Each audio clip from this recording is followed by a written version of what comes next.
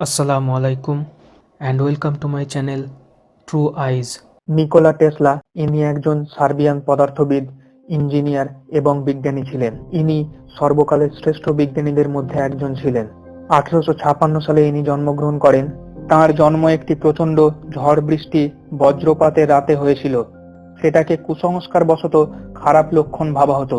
তাই দাই মা তাঁর মাকে বলেছিল, এই ছেলে অন্ধকার নিয়ে আসবে। ঠিক সেই মুহূর্তেই তার মা তাকে জবাব দিয়েছিলেন, না, এই ছেলে আলো নিয়ে আসবে। ইনি অত্যন্ত মেধাবী ছিলেন। এনার স্মৃতিশক্তি অত্যন্ত প্রখর ছিল। এমনকি ইনি একটা আস্ত বই পুরোপুরি মুখস্থ করে নিতে পারতেন আর সেটা পরে হুবহু মনে করতে পারতেন। ইনি অস্ট্রিয়ার একটি পলিটেকনিক ইনস্টিটিউটে তার ইলেকট্রিক্যাল ইঞ্জিনিয়ারিং এর পড়াশোনা শুরু করেন। শীঘ্রই একজন তারকা ছাত্র হিসাবে সুপরিচিত হয়ে ওঠেন। কিন্তু তার মন ছিল অন্য জায়গায়। তিনি এসি কারেন্টের সাহায্যে মোটর তৈরি করায় সফলতা অর্জনের জন্য দিনরাত পরিশ্রম করতে শুরু করেন। এটা দেখে তার প্রফেসর তার বাবাকে সাবধান করেন যে তার ছেলে পড়াশোনা বাদ দিয়ে অন্য কাজে মন দিয়েছে এবং দিনরাত সেই কাজে পরিশ্রম করে চলেছে, আর তার স্বল্প ঘুমের অভ্যাস তাকে মেরে ফেলছে। এই সময় টেসলা জুয়া খেলায় জড়িয়ে পড়ে তার টিউশন ফি নষ্ট করে ফেলেন।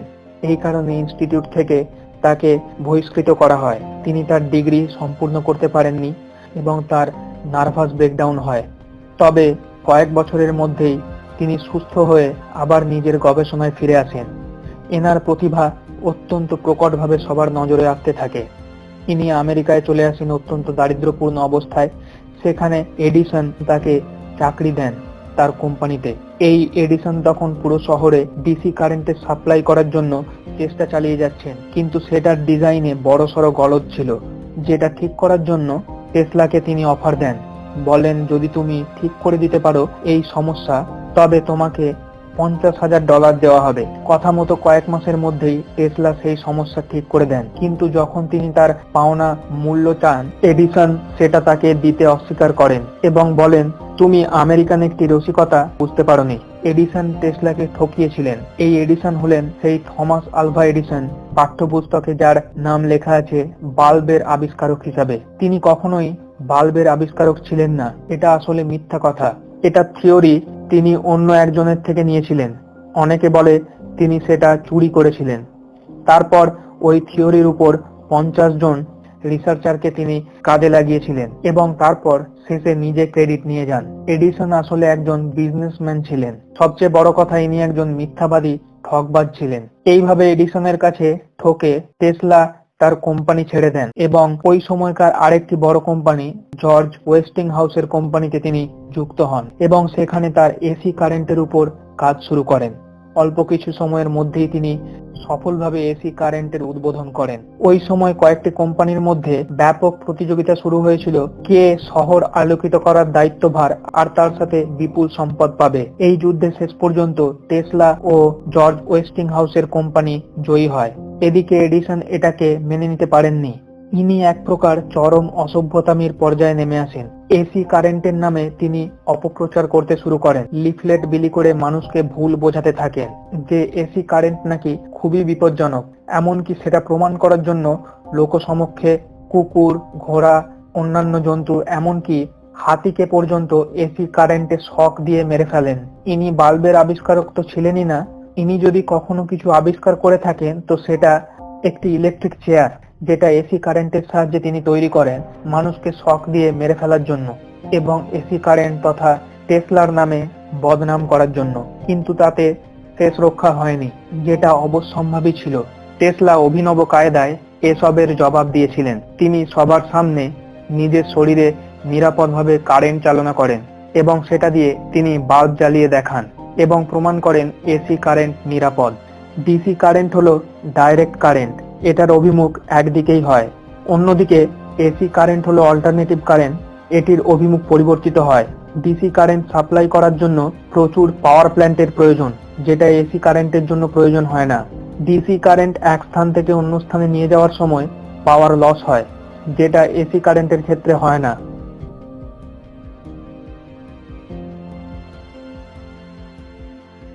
মোবাইল বা ল্যাপটপ চার্জ দেওয়া এটি একটি ডিসি কারেন্টের উদাহরণ। স্বভাবতই ডিসি কারেন্টের থেকে এসি কারেন্টের অনেক অ্যাডভান্টেজ আছে। এসি কারেন্টকেই সাদরে সবাই গ্রহণ করে, আর আজও এই এসি কারেন্টই সারা পৃথিবী জুড়ে আমরা ব্যবহার করছি। শহর আলোকিত করার দায়িত্বভার জর্জ ওয়েস্টিং হাউসের কোম্পানি পায়। এখানে টেসলা একটি খুব বড় মনের পরিচয় দিয়েছিলেন।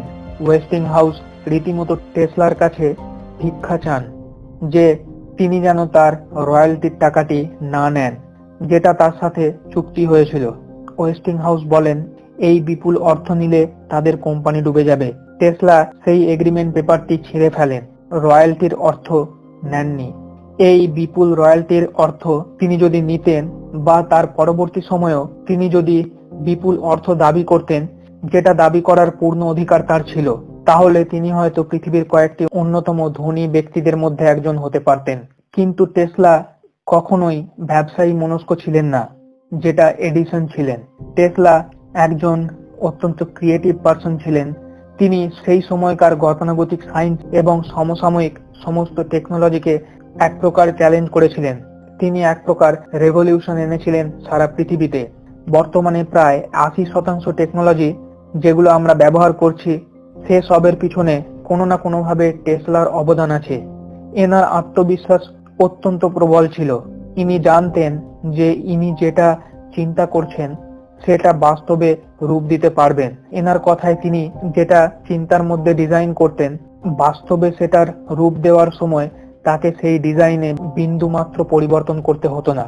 এডিসন সম্পর্কে ইনি এক সময় বলেছিলেন, তার চিন্তা ভাবনার সঙ্গে আমার চিন্তা ভাবনার ব্যাপক পার্থক্য আছে।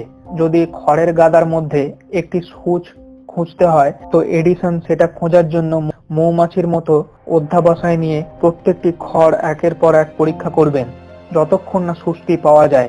যেটা দেখে আমার অত্যন্ত দুঃখ হয়, কারণ একটি ছোট্ট থিওরি এবং ক্যালকুলেশন হয়তো তার 90% পরিশ্রম ব্যয় হওয়া থেকে রক্ষা করতে পারত। টেসলার শ্রেষ্ঠ আবিষ্কারগুলোর মধ্যে একটি ছিল ইন্ডাকশন কয়েল, যাকে আমরা টেসলা কয়েল হিসাবেই চিনি। তিনি 1891 সালে এই টেসলা কয়েল আবিষ্কার করেন। তিনি এটার মাধ্যমে সফলভাবে রেডিও সিগন্যাল পাঠাতে সক্ষম হন। 1895 সালে তিনি 50 কিলোমিটার পর্যন্ত রেডিও সিগন্যাল পাঠানোর জন্য প্রস্তুতি নিয়েছিলেন, কিন্তু তার ল্যাব আগুনে পুড়ে যাওয়ায় তিনি সেটা সম্পূর্ণ করতে পারেননি। এই সময় ইতালিয়ান আবিষ্কারক মার্কনি তার সাথে রেডিও সিগন্যাল পাঠানোর জন্য প্রতিযোগিতা শুরু করেন। ব্রিটানিকার তথ্য অনুযায়ী এই মার্কনি টেসলার প্রযুক্তি ব্যবহার করেছিলেন এটার জন্য। 1896 সালে টেসলার থিওরির উপর কাজ করে মার্কনি ইংল্যান্ডে 4 কিলোমিটার পর্যন্ত রেডিও সিগন্যাল পাঠাতে সক্ষম হন। এটার জন্য পরে তিনি নোবেল পুরস্কারও পেয়েছিলেন। টেসলা মার্কনির বিরুদ্ধে আমেরিকান সুপ্রিম কোর্টে মামলা করেন যে তিনি তার পেটেন্টসগুলোর মধ্যে 17টি ব্যবহার করছেন অবৈধভাবে। তিনি সুপ্রিম কোর্টে জিতেও যান এবং রায় দেওয়া হয় যে রেডিও প্রস্তুতকারক হিসাবে টেসলারই প্রথম ভূমিকা আছে। কিন্তু ব্যবসায়িক মহল মার্কনিকে সাপোর্ট করছিল, হয়তো মার্কনির ব্যবসায়িক মনোভাবের কারণে। তাই টেসলার মৃত্যুর পর সেই রায় আবার পরিবর্তন করে দেওয়া হয় এবং এখন আমরা জানি পাঠ্যপুস্তকেও পড়ানো হয় যে মার্কনি রেডিও আবিষ্কার করেছিলেন, যেটা অ্যাকচুয়ালি ভুল। ঠিক এই সময়ে টেসলা একটি অভাবনীয় টেকনোলজির প্রদর্শনী করেন। 1898 সালে নবনির্মিত ম্যাডিসন স্কয়ার গার্ডেনের ইলেকট্রিক্যাল এক্সিবিশনে তিনি ভরা দর্শকের সামনে প্রথমবারের মতো রেডিও কন্ট্রোলড বোটের প্রদর্শনী করেন। 4 মিটার লম্বা স্টিলের তৈরি বোটটিকে তার হাতে থাকা রিমোটের সাহায্যে চালনা করেন তিনি। দর্শক এতটাই আশ্চর্যান্বিত হয়েছিল যে তারা ভাষা হারিয়ে ফেলে, কি প্রতিক্রিয়া দেবে বুঝে উঠতে পারেনি। তারা এতটাই হতভম্ব হয়ে গিয়েছিল যে এসব দেখে হাসবে নাকি হল ছেড়ে পালিয়ে যাবে সেটা বুঝে উঠতে পারছিল না। টেসলা দর্শকদের এই প্রতিক্রিয়া দেখে একটু মজাও নেন। ইনি বলেন, আপনারা মুখে যা বলবেন এই বোর্ডটি সেই মতোই কাজ করবে। আচ্ছা বলুন তো 64 কিউব রুট কত? সবাই বলল 4। বলা মাত্রই বোর্ডটিতে 4 বার লাইট ফ্ল্যাশ হলো। সবাই আরো চমকে উঠল, ভাবলো নিশ্চয়ই টেসলা মনের মধ্যেই বোর্ডটিকে কন্ট্রোল করছেন। আসলে তার হাতে থাকা ছোট বক্সের মতো রিমোটটি এই কাজ করছিল। এটাকেই রোবোটিক্সের জন্ম হিসাবে ধরা হয়। ঠিক এই সময়েই টেসলা তার টেসলা কয়েলের সাহায্যে তার একটি অত্যন্ত গুরুত্বপূর্ণ প্রজেক্টেও কাজ করছিলেন।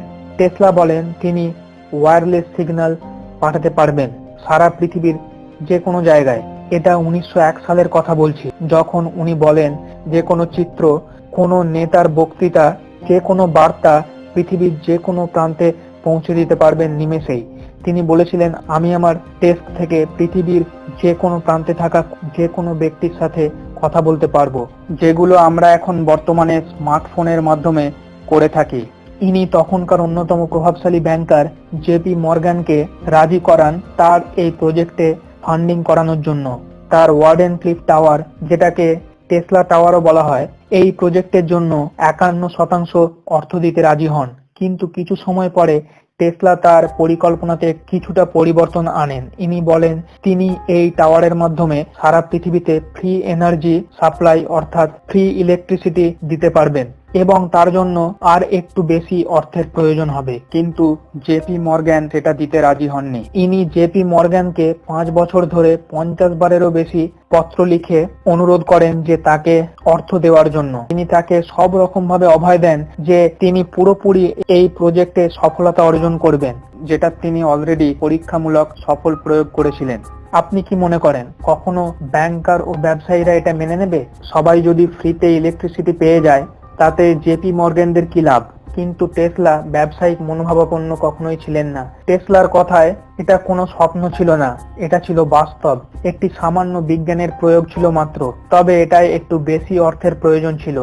আর তাছাড়া এই জেপি মর্গ্যান এদের দলেরই লোক, তাই তার থেকে এই প্রতিক্রিয়া পাওয়াটা অত্যন্ত স্বাভাবিক ছিল। যদি এই টাওয়ার সত্যিই টেসলা ব্যবহার করতে পারতেন, হয়তো আমরা আজ ফ্রিতে ইলেকট্রিসিটি পেতে পারতাম। যেমন বর্তমানে ভারতে $1 ট্রিলিয়ন খরচ হয় সব জায়গায় ইলেকট্রিসিটি দেওয়ার জন্য। অর্থাভাবে তার এই টাওয়ারের কাজ মাঝ রাস্তায় থেমে যায়। একটি বিখ্যাত কথা জেপি মর্গ্যান একদা নিকোলা টেসলাকে বলেছিলেন, যখন নিকোলা টেসলার কাছে একটি গাড়ি ছিল যাতে একটি ছোট অ্যান্টেনা ছিল, যেটার সাহায্যে গাড়িটির ব্যাটারি নিজে নিজেই চার্জ হয়ে যেত। জেপি মর্গ্যান বলেছিলেন, আমরা এই গাড়িটিতে একটি মিটার লাগিয়ে দিতে পারি, কিন্তু আমরা সেটা চাই না। অর্থাৎ আমরা এটাকে মার্কেটে আনতে পারি চাইলেই, কিন্তু আমরা সেটা করব না। তারা এই জন্যই এটা করতে চাননি, কারণ তাতে পেট্রোল, ডিজেল, অ্যাটমিক এনার্জি ইত্যাদি এসব থেকে ব্যবসা বন্ধ হয়ে যাবে। স্ট্যানফোর্ড ইউনিভার্সিটির ইলেকট্রিক্যাল ইঞ্জিনিয়ারিং এর গবেষক ডক্টর পুথফ, ইনি বলেন, আমাদের কাছে এই সব টেকনোলজিগুলো অনেক আগে থেকেই ছিল, কিন্তু এগুলো যদি আমি নিয়ে আসতে চাইতাম তাহলে আমাকে আমার পরিবারের সাথে মেরে ফেলা হতো। কেন এখন টেসলার মতো ইলেকট্রিক চালিত গাড়িগুলো বাজারে আনা হচ্ছে জানেন? কারণ পেট্রোডলার সিস্টেম ভেঙে পড়তে চলেছে খুব তাড়াতাড়ি। ওয়ার্ল্ডের 80% সুলভ তেলের ভান্ডার আছে মিডল ইস্টের কান্ট্রিগুলোতে। এই ভান্ডার খুব তাড়াতাড়ি শেষ হয়ে যাওয়ার পথে। এই কারণেই ওয়ার্ডেন ক্লিফ বা টেসলা টাওয়ারের কাজ মাঝপথে বন্ধ হয়ে যাওয়ার ফলে টেসলার আবার নার্ভাস ব্রেকডাউন হয়, অর্থাৎ স্নায়ু বৈকল্য ঘটে। তবে কয়েক বছরের মধ্যে তিনি সুস্থ হয়ে ফিরেছিলেন। এই সময় তিনি একটি হোটেলে থাকতে শুরু করেন। দারিদ্রতাও তাকে ক্রমশ আঁকড়ে ধরতে থাকে। দ্বিতীয় বিশ্বযুদ্ধের সময় ইনি FBI ও সোভিয়েত ইউনিয়নের নজর কাড়েন। ইনি দাবি করেন এনার তৈরি করা ডেথ বিম শত্রুপক্ষের 10,000 যুদ্ধ বিমানকে একসাথে ধ্বংস করে দিতে সক্ষম হবে। এমনকি তিনি এটাও দাবি করেন যে এমন রক্ষণাত্মক অস্ত্র তৈরি করতে পারবেন যেটা সারা পৃথিবীতে শান্তি নিয়ে আসতে পারবে। তিনি চেয়েছিলেন তার এই প্রজেক্টের জন্য তাকে ফান্ডিং করা হোক, কিন্তু সেটা আর হয়নি। যুদ্ধ পিপাসুরা কি কখনো এটা চায়? এটাও মনে করা হয় যে টেসলাকে হয়তো শেষ পর্যন্ত মেরে ফেলা হয়েছিল। এবার এখনকার সময়ের একজন বিখ্যাত ব্যক্তির কথা বলি, ইনি ইলন মাস্ক। ইনি অনেকের রোল মডেল হয়ে উঠেছেন। ইনি স্পেস এক্স এর প্রতিষ্ঠাতা এবং টেসলা ব্র্যান্ডের গাড়ির নির্মাতা। সম্ভবত এই গাড়িটির নাম তিনি নিকোলা টেসলার নামেই রেখেছেন, কারণ তার এই দ্রুতগামী ইলেকট্রিক চালিত গাড়ির প্রযুক্তির বেশিরভাগটাই নিকোলা টেসলার থেকেই নেওয়া। কিন্তু ইনি টেসলাকে কোনো ক্রেডিট দিতে চাননি। এমনকি একটি ইন্টারভিউয়ে ইনি বলেন যে তার রোল মডেল নাকি এডিসন। তাহলে কি ইনি এডিসনের গল্প জানেন না? কিভাবে নিরীহ প্রাণীদের এডিসন হত্যা করেছিল এসব তিনি নিশ্চয়ই জানেন। তারপরেও এডিসন কিভাবে এনার রোল মডেল হতে পারেন? হতে পারে লায়ারদের রোল মডেল আরেকজন লায়ারই হবে। I think, there's obviously some of the obvious role models. I think Edison was certainly a role model, probably one of the biggest role models. Did you study Edison's life?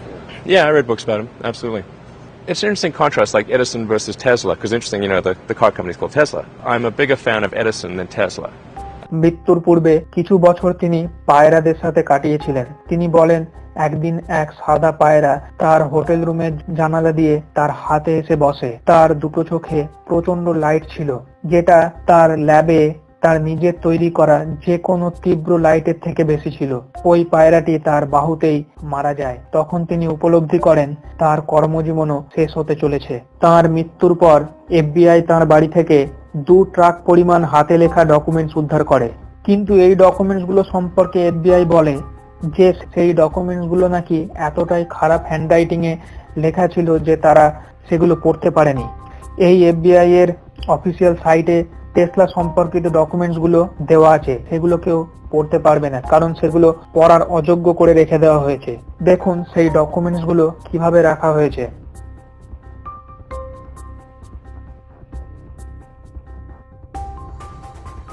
তাহলে কি এই documents গুলোর মধ্যে আরো কিছু আবিষ্কার তার লুকিয়ে ছিল, যেগুলো FBI তথা আমেরিকা তাদের কাছে রেখে দিয়েছে এখনো, আর সেগুলো থেকে বিভিন্ন সময় বিভিন্ন নতুন টেকনোলজি তারা নিয়ে আসে? আপনি ভাবছেন হয়তো আমি কোনো সম্ভাবনার কথা বলছি, না, এটাই সত্যি। আর এটা USAF অর্থাৎ আমেরিকান এয়ার ফোর্সের এই পত্রটি থেকেই প্রমাণিত হয়। এই পত্রটি USAF FBI কে লেখে টেসলার মৃত্যুর পরেই। USAF এই পত্রটির মাধ্যমে FBI এর কাছ থেকে টেসলার ডকুমেন্টস গুলো চেয়েছিল। পত্রটির এই অনুচ্ছেদে USAF লিখেছে, আমরা জানি FBI এর কাছে টেসলার প্রচুর মূল্যবান নথি আছে। তিনি একজন ব্রিলিয়ান্ট ইলেকট্রিক্যাল ইঞ্জিনিয়ার ছিলেন। তার নথিগুলোর মধ্যে একটা অংশে বেসিক প্রিন্সিপাল বা মৌলিক নীতিগুলো আছে, যেগুলো বর্তমানে DOD অর্থাৎ আমেরিকান ডিপার্টমেন্ট অফ ডিফেন্স যেসব বিষয়ে গবেষণা করছে তাতে অত্যন্ত মূল্যবান নথি হিসেবে কাজে লাগবে। যারা নতুন নতুন টেকনোলজি আনার জন্য আমেরিকার গুণগান করেন তাদের এই হিস্ট্রিগুলো জানা উচিত। যে টেসলার টেকনোলজি নিয়ে আমেরিকা এত বলিয়ান হয়েছে আর বাহবা কুড়োচ্ছে, সেই টেসলাকে আমেরিকা বিন্দুমাত্র ক্রেডিট দেয়নি। আমেরিকার স্কুল কলেজের পাঠ্যপুস্তকে টেসলাকে খুঁজে পাবেন না, সেখানে এডিসনের প্রতিভার গল্প খুঁজে পাবেন। টেসলা আমেরিকান বংশোদ্ভূত ছিলেন না, আমেরিকা এনাকে নাগরিকত্ব দিয়েছিল। সুপরিকল্পিতভাবে টেসলাকে মানুষের মন থেকে দূরে সরিয়ে রাখা হয়েছে। কোনো আমেরিকানকে যদি জিজ্ঞেস করেন, আচ্ছা টেসলাকে চেনেন, সে বলবে, আচ্ছা বাজারে একটা নতুন গাড়ি এসেছে না, শুনেছি। এনাকে নাকি রিয়েল লাইফ আয়রন ম্যানও বলা হয়। ইনি একজন বিজনেসম্যান, তার থেকেও বড় কথা মিথ্যাবাদী। যদি রিয়েল লাইফ আয়রন ম্যান কাউকে বলা যায়, তিনি নিকোলা টেসলা ছিলেন।